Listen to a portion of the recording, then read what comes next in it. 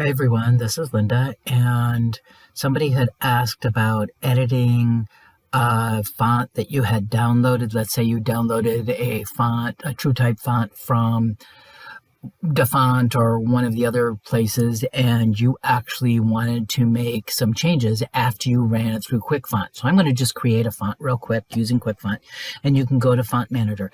Now, one of the things I'm going to actually do QuickFont, and I'm going to go, I'll pick on Vivaldi just because it's there. We're going to do next. And I can change my stitch options, and I'm going to leave it at pattern fill, and I'm going to leave it at number 2 just so it stays there. And then I'm going to do next, let it create the font, and then I'm going to finish. So it's going to be there. Now, it is actually here and ready for me to be able to use. So I'm just going to go close, and I'm going to type in A, B, C, D, F, G, just so that we have it. And it's really very, very, very thin. So one of the things you could do is you could edit imported fonts, but it doesn't really let you do anything other than to move this above and below the line that goes along here. So you might want to consider doing this a little bit different. So I'm going to actually save this one, but I'm going to duplicate it.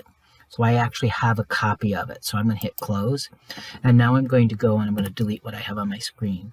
I want to take and I want to go down here, and I'm going to go to accessories, and I'm going to go to font create. And this only works in Ultra. This does not work in the other versions of the software. So I'm going to edit an existing, and I want to pick on the copy of Vivaldi, just so that I don't mess with the original one. And so I've got that one, and I'm going to do OK. So this is what it kind of looks like after it's been taken apart. So I have this pattern fill, and I want to dense it up a little bit. So I'm going to hit pattern fill, right mouse, and I'm going to do properties, and I'm going to change that to a different density, and I'm going to change it to a 3. And I could change the angle on this too. I'm just going to leave it just like it is, just so that you can kind of see. Now, I could go through each one of these, but I think if I do this correctly, it should change everything just like I thought it was going to. But I could also go through and change something very, very unique about this. So I'm going to make this really kind of goofy looking, just so that you know that the difference is there. But the properties of the other things are there. So I'm going to make sure I hit save, and we're going to save out of this, and I'm going to close this. Now, in order for this to maybe see it's there, I'm going to hit I've already got that there, and I'm going to hit apply, and it now looks really, really goofy.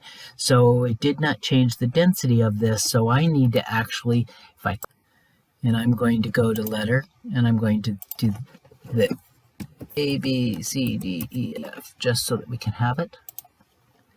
You notice that the density changed on all of the letters, not just the first one. Even though it shows here, not sure why it does it, but it seems to work. So I'm going to do 1, 2, 3, 4, 5, just so we have that one. And there, the density is nice. So let's go to the original one so you can see the difference, because remember we made a copy of Vivaldi, and I'm going to do 1, 2, 3, 4, 5, and I'm going to do apply, and see how different that looks. And I'm going to do A, B, C, D, E, F, and apply. And again, this is after I edit it, and this is before. So it's pretty simple to do. If you really want to make changes to each of the individual letters, you can do that. You can change some different things, but it seems apparently that if I change the density on the first one, it changes the density on all of them. So I didn't know that. The other thing I like is if I go in, and I'm going to go in and I'm going to edit this again, just so that you can, one of the things that we don't always realize we can do is actually go and get some help once we're in here editing existing. So I'm just going to pick on that one just so we have it. But I want to edit something about this, but I don't always know what it is I want to do. I can actually go to help and get some more information. So I've got this here, and I can go to help, and I've got lots of wonderful information about how to make changes. And it is something that is really worth checking out. If I come over to help here, I can go into help, and this is all about using Font Create. So hopefully that helps you, and you go experiment a little bit.